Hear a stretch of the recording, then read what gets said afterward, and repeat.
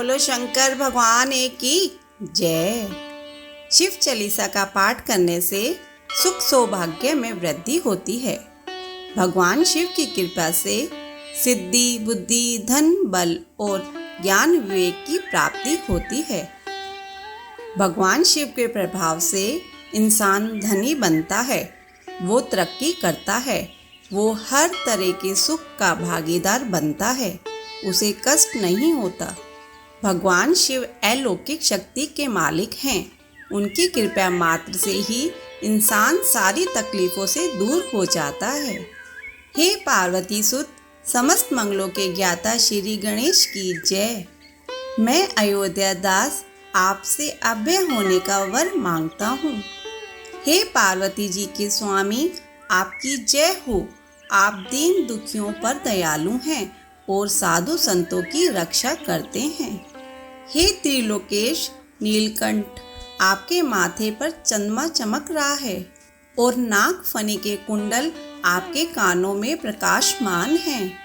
आप गौरवर्णी हैं, सिर की जटाओं से गंगा बह रही है, गले में मुंडमाला है और शरीर पर भस्म लगी हुई है। हे शंभु, आपने बाघ वस्त्र धारण किया हुआ है। ऐसे शिव की शोभा देखकर नाग और मुनि भी मोहित हो जाते हैं। महारानी मैना की दुलारी पुत्री पार्वती आपके बाईं ओर सुशोभित है। इनकी शोभा अत्यंत निराली है। आपके हाथ में त्रिशूल अत्यंत सुंदर प्रतीत हो रहा है, जिससे आप सदैव शत्रुओं का विनाश करते रहते हैं।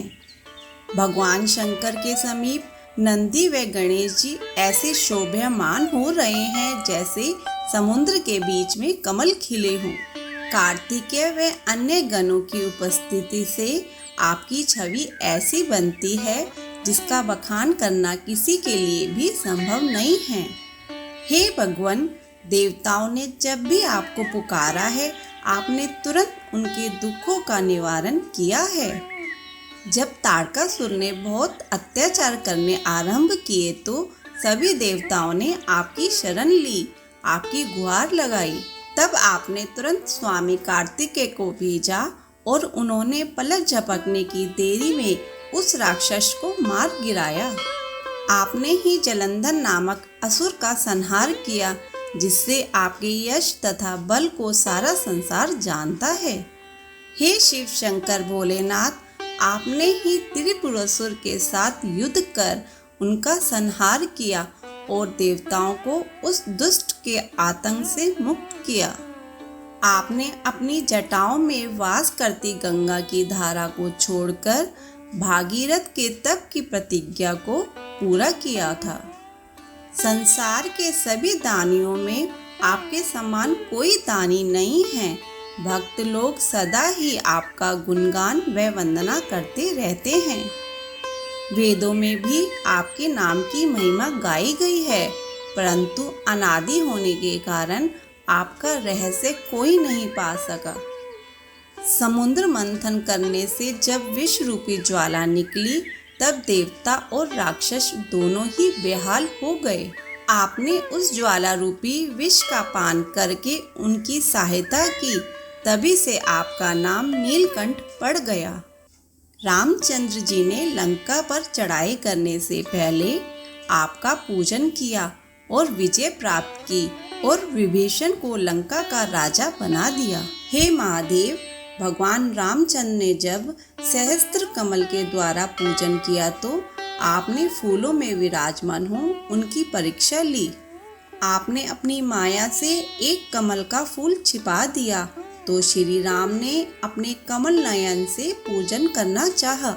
जब आपने रामचंद्र जी की इस प्रकार की कठोर भक्ति देखी तो प्रसन्न होकर उन्हें मनवांछित वर प्रदान किया। अनंत और अविनाशी शिव की जय हो, आपकी जय हो। आप सबके हृदय में रहकर उन पर कृपा करते हैं। हे शंकर जी, अनेक दुष्ट मुझे प्रतिदिन सताते हैं और मैं भ्रमित रहता हूँ, जिसके कारण मुझे कहीं चैन नहीं मिलता है। हे नाथ, इन सांसारिक बाधाओं से दुखी होकर मैं आपका सिमरन करता हूँ। आप मुझे संकटों व कष्टों से उबारें। हे शिव, अपने त्रिशूल से मेरे शत्रुओं को नष्ट करो और संकट में मेरा उद्धार कर मुझे भवसागर से पार लगाओ। माता पिता और भाई आदि सुख में ही साथी होते हैं, दुखों में कोई साथ नहीं देता, संकट आने पर कोई नहीं पूछता।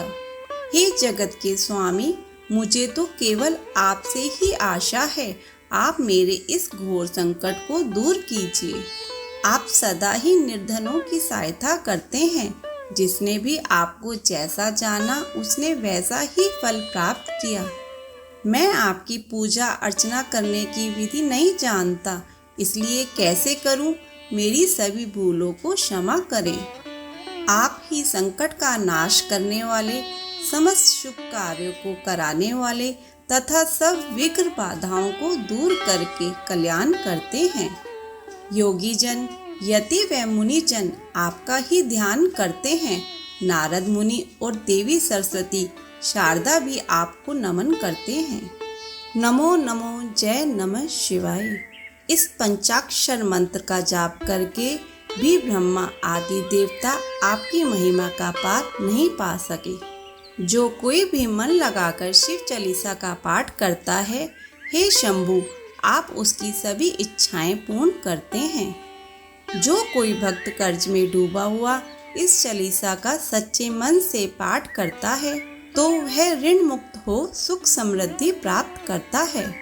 जो कोई भक्त पुत्र प्राप्ति की कामना के लिए पाठ करता है, तो आपकी कृपा से उसे पुत्र रत्न की प्राप्ति होती है। हर श्रद्धालु और भक्त को प्रत्येक माह की त्रयोदशी तिथि को विद्वान पंडित को बुलवाकर ध्यान पूर्वक पूजन तथा हवन करवाना चाहिए। जो भक्त सदैव त्रयोदशी का व्रत करता है, उसके शरीर में कोई रोग नहीं रहता और किसी प्रकार का क्लेश भी मन में नहीं रहता। धूप दीप और नैवेद्य से पूजन करके शंकर जी की मूर्ति या चित्र के सामने बैठकर शिव चालीसा का श्रद्धा पूर्वक पाठ करना चाहिए। इससे जन्म जन्मांतर के पाप नष्ट हो जाते हैं और अंत में शिव लोक में वास होता है, अर्थात मुक्ति हो जाती है। अयोध्या दास जी कहते हैं कि हे भगवान भोलेनाथ, हमें आपसे ही आशा है, आप हमारी मनोकामनाएं पूरी करके हमारे दुखों को दूर करें। हर रोज नियम से उठकर प्रातः काल में शिव चालीसा का पाठ करें और भगवान भोलेनाथ जो इस जगत के ईश्वर हैं, उनसे अपनी मनोकामना पूरी करने की प्रार्थना करें। मृगशीर मास की छठी तिथि हेमंत ऋतु संवत 64 में यह चालीसा रूपी शिव स्तुति लोक कल्याण के लिए पूर्ण हुई। बोलो शंकर भगवान की जय। ऐसी कथा और कहानियों के लिए हमारे चैनल को सब्सक्राइब करें। धन्यवाद।